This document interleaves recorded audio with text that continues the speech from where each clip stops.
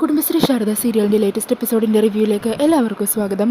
അങ്ങനെ ഭാമ സങ്കടത്തോടെ വിഷ്ണുവിന് കൊണ്ടുവന്ന ഭക്ഷണവുമായിട്ട് മടങ്ങിപ്പോകാൻ ഒരുങ്ങുമായിരിക്കും. ഈ സമയത്താണ് ശാലിനിയുടെ കാർ വരുന്നത് കാണുന്നത്.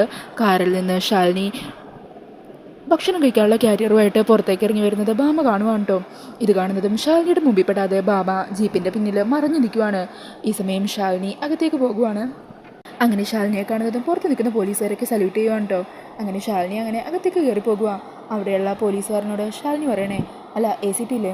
ഇല്ല സാർ പുറത്തേക്ക് പോയിരിക്കുമോ മാഡം? ആ എന്നാൽ നിങ്ങൾ ആ സെല്ല് തുറക്ക്. ഞാൻ വന്നത് വിഷ്ണുട്ടിന് ഭക്ഷണം കൊടുക്കാനാ. മിഴിച്ചു നിൽക്കണ്ട, പറയാൻ അധികാരവും അവകാശമുള്ള ആൾ തന്നെയാണ് വന്നിരിക്കുന്നത്. ഇയാൾ വേഗം സെല്ല് തുറക്കും. അന്നേരം ശാലിനിയുടെ പിന്നാലെ ഭാമയും സ്റ്റേഷൻ്റെ അകത്തേക്ക് കയറി ശാലിനിയുടെ കണ്ണീപ്പെടാതെ മറഞ്ഞു നിൽക്കുവാണ് കേട്ടോ. ഈ സമയം ആ പോലീസുകാരൻ ലോക്കപ്പൊക്കെ തുറന്നിട്ട് അവിടെ നിന്നും പോകുവാണ്. അങ്ങനെ വിഷ്ണു ശാലിനി ഇങ്ങനെ നോക്കുവാണ് കേട്ടോ. ആ സമയം ശാലിനി പറയണേ, വിഷ്ണുവേട്ടാ വാ. ദേ മാർക്കൊന്നും പറയാൻ നിൽക്കണ്ട, വിഷ്ണുവേട്ടന് കഴിക്കാനുള്ള ഭക്ഷണം കൊണ്ടുവന്നിട്ടുണ്ട്. ഞാൻ മിണ്ടാതെ വന്ന് എൻ്റെ കൂടെ കഴിക്കണം. വന്നേ ദാ അവിടെ ഇരിക്കാം എന്ന് പറഞ്ഞ് സ്റ്റേഷൻ്റെ അടുത്ത് തന്നെ ഒരു ബെഞ്ചുണ്ട്, അവിടെ വന്ന് ശാലിനി ഇരിക്കുവാണ് കേട്ടോ. എന്നിട്ട് ഭക്ഷണമൊക്കെ തുറന്നെടുക്കുവാണ്. ഈ സമയം വിഷ്ണു പറയണേ, ശാലിനി എനിക്ക് വേണ്ടടോ, വിശപ്പില്ല. അതൊന്നും പറഞ്ഞാൽ പറ്റില്ല, മര്യാദക്ക് അവിടെ ഇരുന്നേ. ഇരിക്കും വിഷ്ണുവേട്ടാ. ഈ സമയം ഭാമ ഇതെല്ലാം അവിടെ നിന്ന് നോക്കി കാണുന്നുണ്ടായിരിക്കും. അങ്ങനെ ശാലിനി തന്നെ ഭക്ഷണം എടുത്ത് വിഷ്ണുവിന് വായി വെച്ച് കൊടുക്കുക. ഇതാ കഴിക്ക്. ശാലിനി വേണ്ടടോ, വിശപ്പില്ല. ഒന്നും പറഞ്ഞാൽ പറ്റില്ല, ദേ കഴിച്ചേ പറ്റൂ. ഞാൻ ദാ വിഷ്ണുവേട്ടന് വേണ്ടി കൊണ്ടുവന്നതല്ലേ, മടിക്കാതെ കഴിച്ച്. ഞാനല്ലേ വാരിത്തരുന്നത്. അങ്ങനെ പറഞ്ഞ് വിഷ്ണുവിന് ഭക്ഷണം വായി വെച്ച് കൊടുക്കുവാണ് കേട്ടോ. അങ്ങനെ വിഷ്ണു ഭക്ഷണം കഴിക്കുവാണ്. ആ കാഴ്ച കണ്ട് ഞെട്ടിത്തെറിച്ച് നിൽക്കുവാണ് ഭാമ. ഈ സമയം പണ്ട് ഭാമ വിഷ്ണുവിന് ഭക്ഷണം വായി വെച്ച് കൊടുത്ത ആ കാര്യങ്ങളൊക്കെ ഓർത്ത് ഭാമ വല്ലാതെ സങ്കടപ്പെടുക. അത് ശരി, അപ്പോൾ എൻ്റെ മോന് വിശപ്പുണ്ടായിരുന്നു അല്ലേ? അമ്മയോടുള്ള വെറുപ്പ് കാരണമല്ലേ നീ ഭക്ഷണം വേണ്ടാന്ന് പറഞ്ഞ് എന്നെ പറഞ്ഞയച്ചത്? അങ്ങനെ പറഞ്ഞ് ഭാമ വല്ലാതെ സങ്കടപ്പെട്ട് അവിടെ നിന്നും തിരിച്ചു പോകുവാണ്. ഈ സമയം വിഷ്ണു ശാലിനിയുടെ കയ്യിൽ നിന്ന് ഭക്ഷണം വാങ്ങി കഴിക്കുന്നുണ്ട് കേട്ടോ. എന്നിട്ട് ശാലിനിയുടെ നെറ്റിലെ മുറിവിൽ ഇങ്ങനെ പതിയെ കൈവച്ച് തൊടുക. എന്നിട്ട് പറയുക, ഇതൊന്നും കണ്ടിട്ട് എനിക്ക് സഹിക്കുന്നില്ലടോ. സാരമില്ല വിഷ്ണുവേട്ടാ, നമ്മുടെ ജീവിതത്തിൽ പല പ്രശ്നങ്ങൾ വന്നിരിക്കും. അതിനെല്ലാം നമ്മൾ ധൈര്യത്തോടെ നേരിടേണ്ട സമയം ഇത്. ആ സമയത്ത് നമ്മൾ പതറിപ്പോകാൻ പാടില്ല. എന്തു തന്നെയാണെങ്കിലും ശരി, വിഷ്ണുവേട്ടനെ ഞാൻ ഇവിടുന്ന് ഉടനെ തന്നെ പുറത്തിറക്കിയിരിക്കും. അതിനുവേണ്ടിയാണ് ഞാൻ ഈ കഷ്ടപ്പെടുന്നതെല്ലാം. ഈ സമയം വിഷ്ണു ചോദിക്കണേ, അല്ല ഇയാൾ ഭക്ഷണം കഴിച്ചോ? ഞാൻ ഭക്ഷണം കഴിച്ചോളാം വിഷ്ണുവേട്ടാ, അതിന് സമയമൊക്കെ ഉണ്ട്. ആദ്യം വിഷ്ണുവേട്ടൻ വയറ് നിറച്ച് ഭക്ഷണം കഴിക്കും. അന്നേരം വിഷ്ണു പറഞ്ഞേ, അതൊന്നും പറഞ്ഞാൻ പറ്റില്ല, താനും എൻ്റെ ഒപ്പം കഴിക്കണം എന്ന് പറഞ്ഞ് വിഷ്ണുവും ഭക്ഷണം എടുത്തിട്ട് ശാലിനിക്ക് ഇങ്ങനെ വായി വെച്ച് കൊടുക്കുവാണ്. ഇതേ സമയം ഭാമ താൻ കൊണ്ടുവന്ന ഭക്ഷണവുമായിട്ട് സങ്കടത്തോടെ പുറത്തേക്ക് നടക്കുവാണ് കേട്ടോ. എന്നിട്ട് ഭാമ പറയണേ, ഞാൻ വലിയൊരു തെറ്റാണെന്ന് എനിക്കിപ്പോൾ മനസ്സിലായി. അത് അവൻ തന്നെ എന്നെ ബോധ്യപ്പെടുത്തി തന്നു. എൻ്റെ ഭാഗത്തു നിന്നുണ്ടായ തെറ്റുകൾ കാരണം എൻ്റെ മോൻ എന്നിൽ നിന്ന് അകന്നുപോയത്. ഇപ്പോൾ അവൻ എന്നിൽ നിന്നും വളരെ ദൂരത്തിലാണ്. എന്നെ കാണുന്നത് പോലും ഇഷ്ടമല്ല. ഞാനുണ്ടാക്കിയ ഭക്ഷണം പോലും കഴിക്കാൻ കൂട്ടാക്കുന്നില്ല അവനിപ്പോൾ. അവൻ വിശപ്പുണ്ടായിട്ടും എന്നോടുള്ള വെറുപ്പും ദേഷ്യവും കാരണം അവൻ അതെല്ലാം മറുത്ത് ഞാനുണ്ടാക്കിയ ഭക്ഷണം പോലും വേണ്ടെന്ന് പറഞ്ഞില്ലേ. അത്രയ്ക്ക് ഞാൻ വെറുക്കപ്പെട്ടു പോയി എൻ്റെ മോൻ്റെ മുൻപിൽ. ഇതെന്നെ കൊണ്ട് സഹിക്കാനാവുന്നില്ല എന്നും പറഞ്ഞ് ഭാമ വല്ലാതെ വിഷമിക്കുവാണ്. അങ്ങനെ കാറി കയറി അവിടെ നിന്നും സങ്കടത്തോടെ പോകുവാണ് കേട്ടോ. ഈ സമയം വിഷ്ണു ശാലിനിയോട് ചോദിക്കണേ, എടോ ശാലിനി, താൻ എന്നെ ഇത്രത്തോളം സ്നേഹിക്കാൻ ഞാൻ എന്ത് ഭാഗ്യോടെ ചെയ്തത്? അന്നേരം വിഷ്ണുവിനോട് ശാലിനി പറയണേ, വിഷ്ണുവേട്ടാ, നമ്മൾ എത്രയോ സങ്കടക്കടലുകൾ നീന്തി കയറിയ ഇവിടം വരെ എത്തിയത്. ഈ കടലും നമ്മൾ നീന്തി കയറും. നമ്മുടെ സ്നേഹത്തെ ആരെ കൊണ്ട് തോൽപ്പിക്കാൻ പറ്റില്ല, മരണത്തെ കൊണ്ടുപോലും എന്ന് വിഷ്ണു ചോദിക്കുക. അന്നേരം ശാലിനി പറഞ്ഞേ, ഇല്ല, നമ്മൾ ഒന്നിക്കും അതിനു മുമ്പ്. എനിക്ക് ഒരു ഉറച്ച വിശ്വാസമുണ്ട് വിഷ്ണുവേട്ടാ. വിഷ്ണുവേട്ടൻ ധൈര്യമായിട്ടിരിക്കുക. ഏത് വിധേനയും വിഷ്ണുവേട്ടന് ജാമ്യം കിട്ടാൻ പുറത്ത് ഞാൻ പോരാടിക്കൊണ്ടിരിക്കും. അവസാന വിജയം നമുക്ക് തന്നെയായിരിക്കും വിഷ്ണുവേട്ടാ. പിന്നീട് കാണിക്കുന്നത് സത്യയും പപ്പിയും കൂടി അമ്പലത്തിൽ വന്ന് പ്രാർത്ഥിക്കുന്നതാണ്. രണ്ടാളും വിഷ്ണു എത്രയും വേഗം പുറത്തു വരാൻ വേണ്ടി പ്രാർത്ഥിച്ചുകൊണ്ടിരിക്കുവാണ് കേട്ടോ. ഈ സമയം പപ്പി പറയുന്നുണ്ട്, കാർത്തികേയൻ്റെ കൊന്നത് വിഷ്ണു അച്ഛനല്ലെന്ന് തെളിയണം. എന്നാൽ മാത്രമേ വിഷ്ണു അച്ഛന് പുറത്തിറങ്ങാൻ പറ്റുള്ളൂ. അതിന് നമ്മൾ എന്ത് ചെയ്യും പപ്പി എന്നിങ്ങനെ സത്യ ചോദിക്കുമ്പോൾ പപ്പി പറയണേ, നമുക്ക് ഭഗവാനോട് പ്രാർത്ഥിച്ചുകൊണ്ടിരിക്കാം. ഭഗവാൻ വിചാരിച്ചാൽ നടക്കാത്ത കാര്യമില്ലല്ലോ. ശരിയാ, ബിഗ് ഫ്രണ്ടിന് വേണ്ടി എത്ര വേണമെങ്കിലും പ്രാർത്ഥിക്കാൻ ഞാൻ റെഡിയാ. അന്നേരം പപ്പി പറയണേ, അമ്പലത്തിലെ ഭഗവാൻ ഇഷ്ടപ്പെടണമെങ്കിൽ പ്രാർത്ഥിച്ചാൽ മാത്രം പോരാ. അമ്പലത്തിൽ വഴിപാടുകളൊക്കെ ഉണ്ടല്ലോ, അതൊക്കെ നടത്തിയ ഭഗവാൻ നമ്മുടെ പ്രാർത്ഥന പെട്ടെന്ന് കേൾക്കും.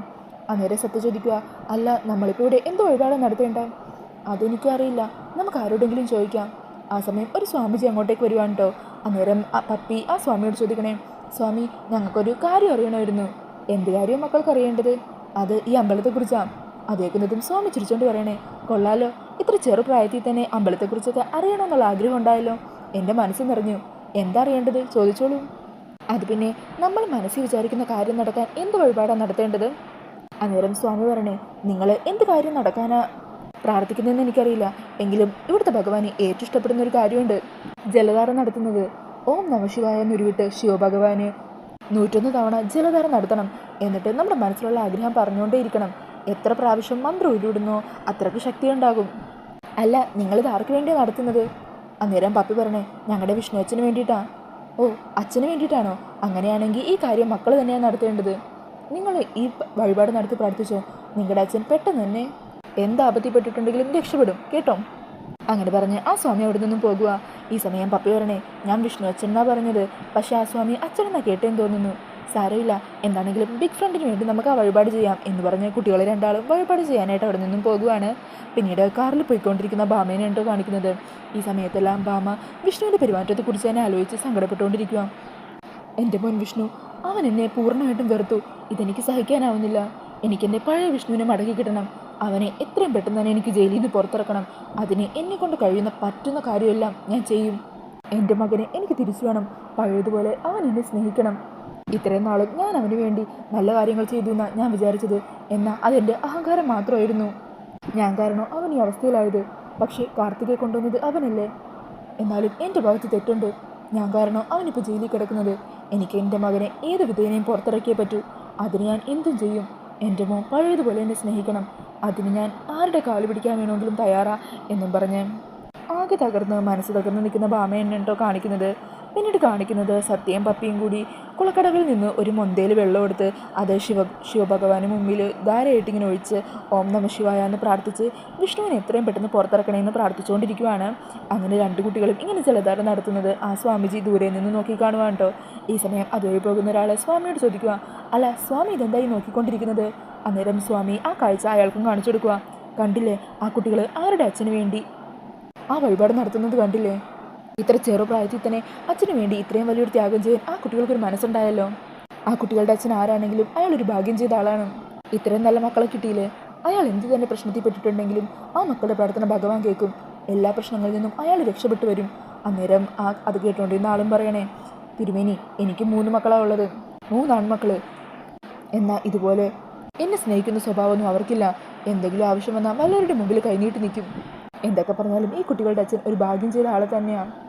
ഈ സമയം പപ്പി സത്യയോട് ചോദിക്കുന്നുണ്ട്, അല്ല ജലധാര ഇത്രയും മതിയാകോ? നമുക്ക് കുറച്ചുകൂടി ചെയ്യാം പപ്പി. കൂടുതൽ വഴിപാട് ചെയ്താൽ ഭഗവാൻ കൂടുതൽ ഇഷ്ടം തോന്നില്ലേ? അപ്പോൾ ബിഗ് ഫ്രണ്ടിന് അതിൻ്റെ ഫലം കൂടുതലായിട്ട് കിട്ടുമല്ലോ. അങ്ങനെ പറഞ്ഞ് കുട്ടികൾ വീണ്ടും അങ്ങോട്ടേക്ക് വെള്ളമൊഴിച്ചുകൊണ്ടിരിക്കുകയാണ്. പിന്നീട് കാണിക്കുന്നത് ശാലിനി ഫോറൻസിക് ഓഫീസിലെത്തുവാണ്.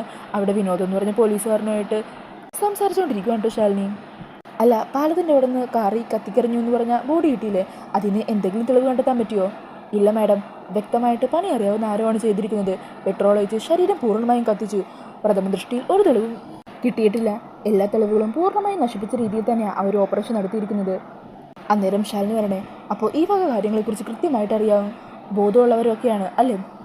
അതെ, ഇനിയിപ്പോൾ ഫോറൻസിക് സർജൻ വിചാരിച്ചാൽ മാത്രമേ കൂടുതൽ എന്തെങ്കിലും ഡീറ്റെയിൽസ് മാഡത്തിന് തരാൻ പറ്റൂ. അന്നേരം ആ ഫോറൻസിക് സർജനും അങ്ങോട്ടേക്ക് എത്തുവാം. അപ്പോൾ വിനോദ് ശാലിനിയെ ഫോറൻസിക് സർജന് പരിചയപ്പെടുത്തി കൊടുക്കുവാണ് കേട്ടോ. ഈ സമയം ശാലിനി ഡോക്ടറോട് ചോദിക്കണേ, ഡോക്ടർ കിട്ടിയ ബോഡിയിൽ നിന്നും എന്തെങ്കിലും തെളിവുകൾ ആരുടേതാണെന്നോ മറ്റോ എന്തെങ്കിലും കണ്ടുപിടിക്കാനായിട്ട് പറ്റുന്നുണ്ടോ? അന്നേരം ഡോക്ടർ പറയണേ, പൂർണ്ണമായിട്ടും ദഹിപ്പിച്ചതോ ജീർണിച്ചതോ ആയിട്ടുള്ള ബോഡിയിൽ നിന്നും തെളിവുകൾ കണ്ടെത്താൻ പ്രയാസമാണ്.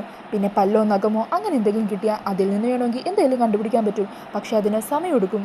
ശരി മാഡത്തിന് ഞാൻ എന്താണെങ്കിലും ശരി, എന്തെങ്കിലും വിവരം കിട്ടുവാണെങ്കിൽ ഞാൻ വിനോദമായിട്ട് കോൺടാക്ട് ചെയ്യാം. എന്നാൽ ശരി മാഡം എന്ന് പറഞ്ഞ് ആ ഡോക്ടർ അവിടെ നിന്നും പോകുവാണ്. പിന്നീട് കാണിക്കുന്നത് അമ്പലത്തിലേക്ക് എത്തുന്ന വസുമതിനെയാണ് കേട്ടോ. അങ്ങനെ ആ ഒരു സീനൊക്കെ കാണിച്ചുകൊണ്ടാണ് ഇന്നത്തെ എപ്പിസോഡ് തീരുന്നത്. അപ്പോൾ ഈ ഒരു റിവ്യൂ ഇഷ്ടമായിട്ടുണ്ടെങ്കിൽ മറക്കാതെ വീഡിയോ ഒന്ന് ലൈക്ക് ചെയ്യണേ. ഇതുപോലുള്ള കൂടുതൽ റിവ്യൂസിനായിട്ട് ഈ ചാനലൊന്ന് സബ്സ്ക്രൈബ് ചെയ്തും കൂടി സപ്പോർട്ട് ചെയ്യണേ. താങ്ക്